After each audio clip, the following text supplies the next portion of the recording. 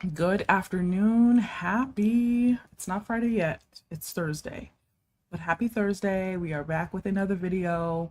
I am your host, Ebony Rose. I am a social media consultant. We are almost done, y'all. We are almost through this month.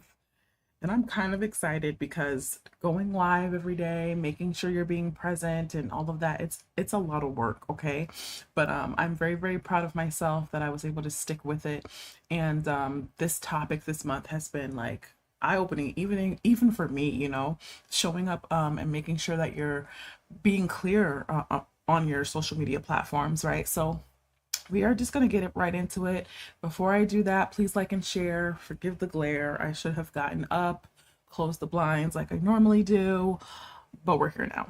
So anyway, yes, please like and subscribe to this channel. I would greatly, greatly appreciate it. We are going to be talking about how not everything needs to be a big move, right? Sometimes we feel like we need to make these huge, elaborate changes, and that can lead to being unclear in your business, right? So we need to sometimes just take a step back, take a beat, and realize that we don't always have to be the ones making these big, elaborate changes with our business, because sometimes less is more.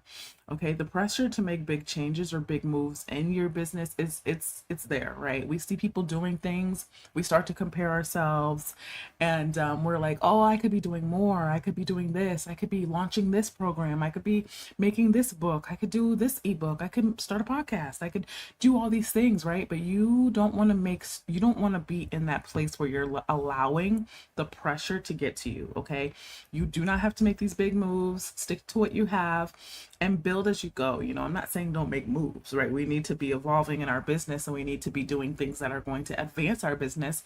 But if you're at a place where you feel like you're doing a lot or doing enough, you don't have to go out and just drastically make a big move, because that can lead to being unclear with your business, right? Because it could feel rushed, it could feel all these things, right?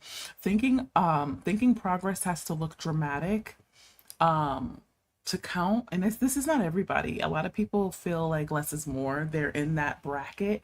But then there's other people that are like, oh no, I have to do this huge thing, I want people to notice me, I want people to see that I'm doing big things with my business, I'm making big moves.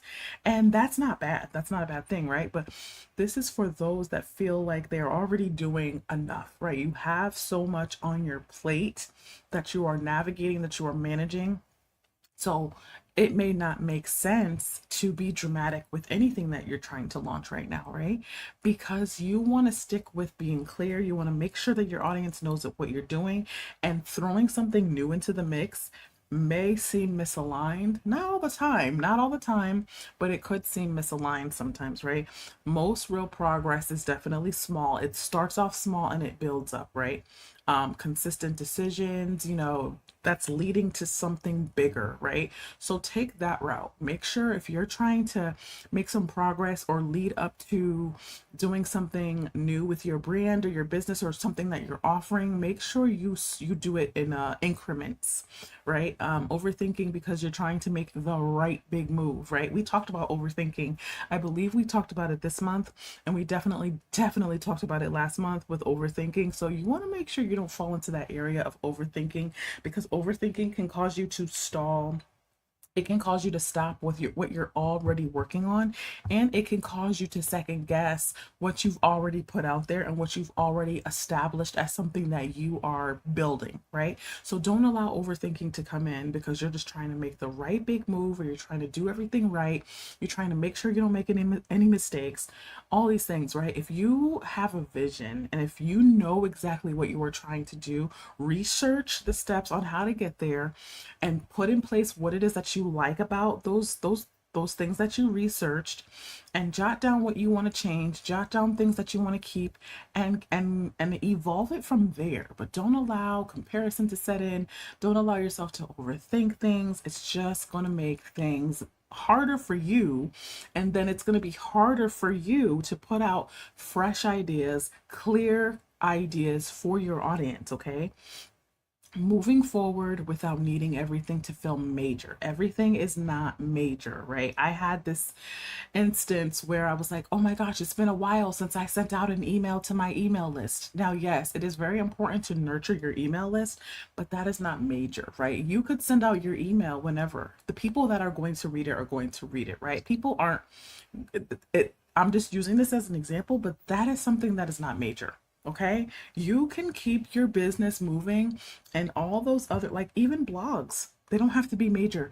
Emails, they don't have to be major, especially if you're only utilize them to nurture your audience, announce big things, announce whatever you have going on, right?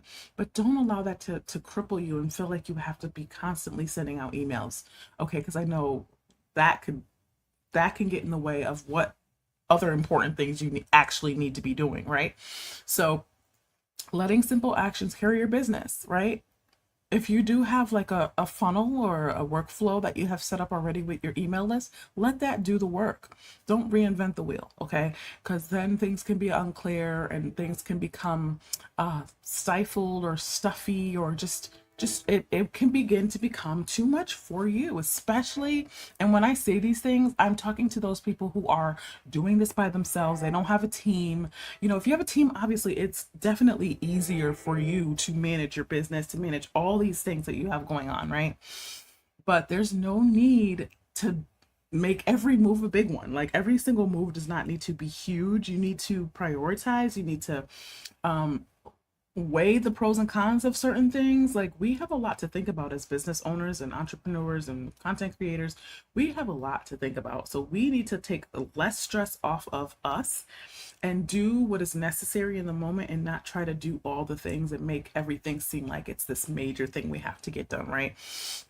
Not everything needs to be an announcement, a pivot, or a big step. Like I didn't really announce the fact that I was going to be going live every single day, right?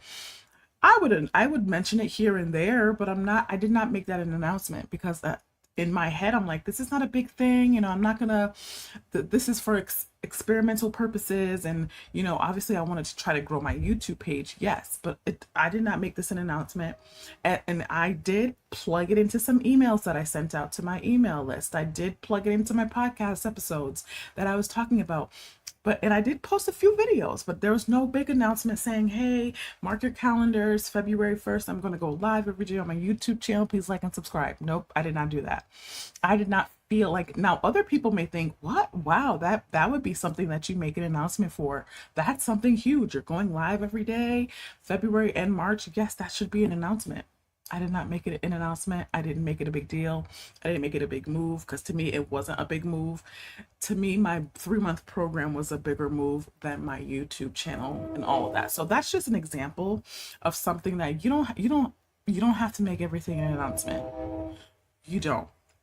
But that's up to you and your discretion of what you feel deserves an announcement and what does not deserve an announcement. And these are the type of things that I go through in my sessions with my clients.